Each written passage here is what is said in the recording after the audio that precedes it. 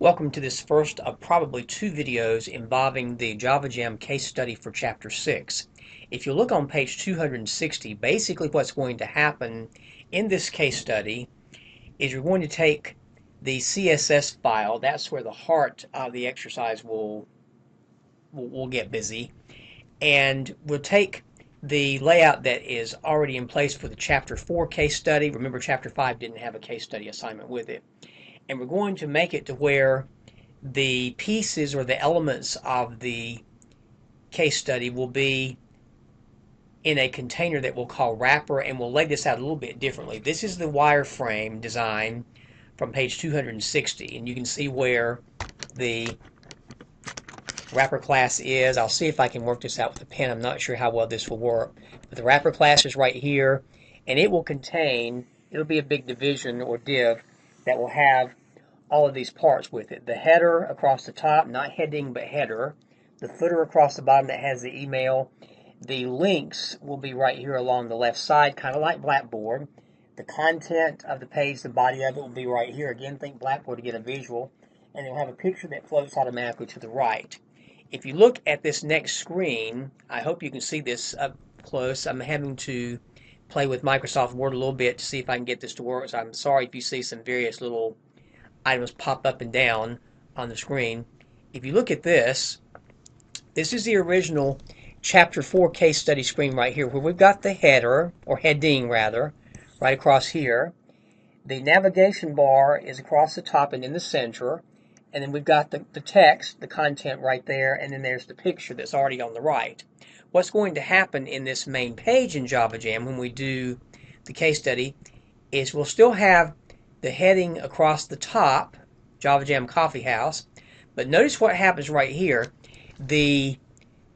Instead of the navigation links being across the center, they're going to be moved over here to the side. So if you look at that illustration where I've got it circled with the blue circle, that's going to go along the lines of this navigation part of the wireframe. And you'll notice the content has been shifted over a bit. The content is basically going to be right here. Here's the footer, and here's the picture that's going to float over to the right. Again, compare that screen to the one in the wireframe and see if this helps you out. Stop the video and look at the book if you need to see if you understand it. For the second page, what's going to happen, and this is the one that's called menu, and this is, by menu here, they're talking about the coffees, the drinks that are on at the JavaJam Coffee House. This is their menu of food when they talk about it. And in Chapter 4, we just had this, basically this data definition list right here. But what's going to happen again, you'll notice that we're going to have these navigation links will be moved over here to the side, and this will be shifted over a little more to the right. Chapter 6 at the end of this will look something like, let me see if I can find this for you. Bear with me because this screen tends to get very jumpy real quickly.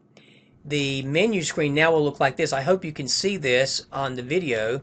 Again, the navigation bar will be on the side. The content will be right here, and there's no longer a picture because on this particular page, this is the menu page, we don't have a picture. Now when we look at the third page, the music page, which hopefully you did in the Chapter 4 case study, this is the original look of the music page, where again we have the heading across the top. I keep saying heading, it's header across the top.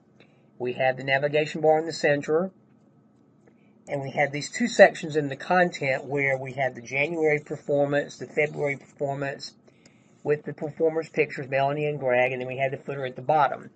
At the end of Chapter 6, with the CSS code we'll use, you'll have something like this layout. Now, see if I can pull this up a little further than this. Let me see what's happening. Please bear with me, and thank you again for your patience as I show this.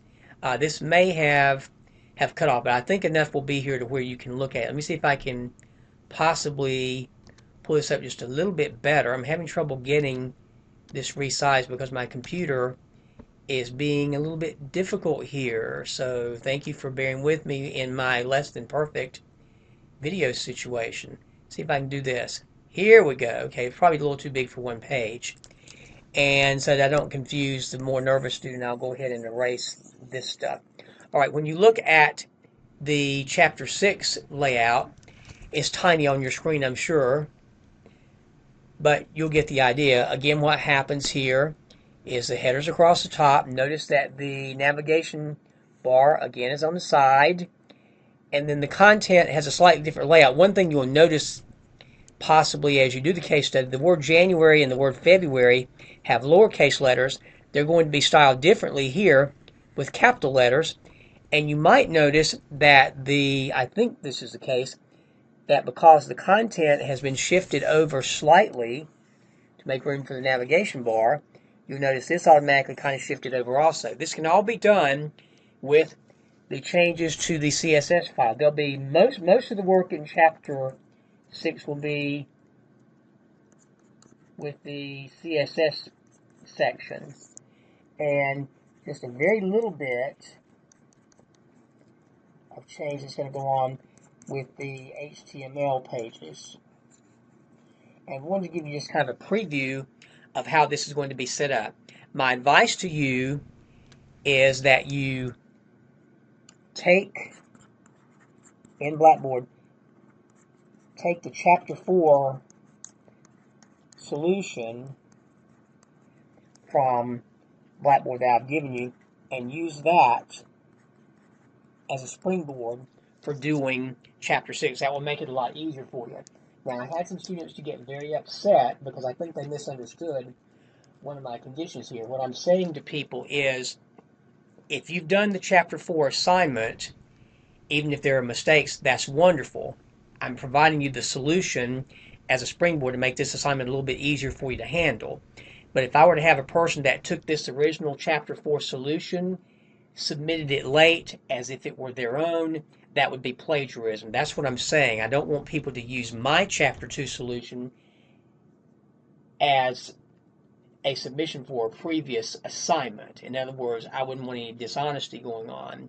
So we need to be careful about that. Some people, unfortunately, I hope not in this audience, but some people, unfortunately, would take advantage of anything they could do to either get out of work or to be dishonest if they can get away with it. And that's something that ethically and morally I can't tolerate, and hopefully you feel the same way.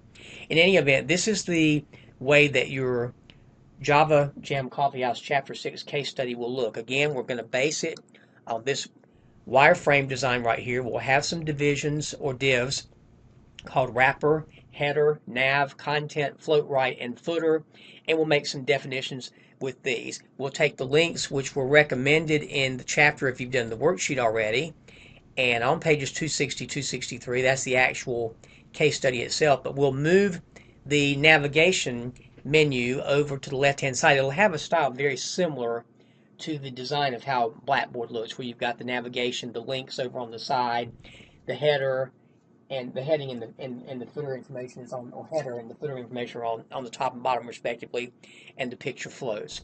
This is just a general overview of the case study to be, and in the next video we'll actually do some coding of it. Thank you, and communicate with me if you have any concerns.